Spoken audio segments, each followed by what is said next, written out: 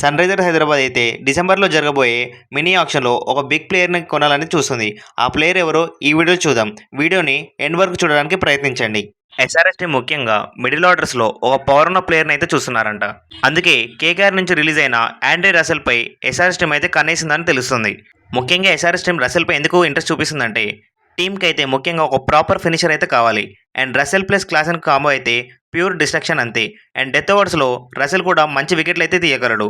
మంచిగా బౌలింగ్ కూడా చేస్తాడు. ఎలాంటి గేమ్ మొమెంటంనైనా ఒక్కసారిగా తన వైపు తిప్పేసుకుంటాడు.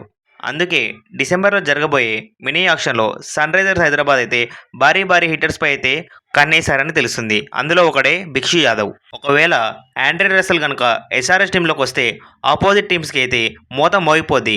ముందే ఎస్ఆర్ఎస్ బ్యాటింగ్ ఆర్డర్ అయితే కాలకేల కంటే దారుణంగా ఉంది. ఒక్కొక్కడు 200 స్ట్రైక్ రేట్ పైన బ్యాటింగ్ చేస్తాడు. వీళ్ళ బ్యాటింగ్ ఆర్డర్ కనుక కరెక్ట్గా ఫామ్లో ఉన్నట్లయితే ఈసారి 300 స్కోర్ని బీట్ చేయడం చాలా ఈజీ అయిపోతుంది. ముందే ఎస్ఆర్హెచ్ కోచ్ అయిన డానియల్ విటోరే బ్యాటర్స్పై అండ్ బౌలర్స్పై పూర్తి కాన్సన్ట్రేట్ చూపిస్తున్నారని తెలుస్తుంది.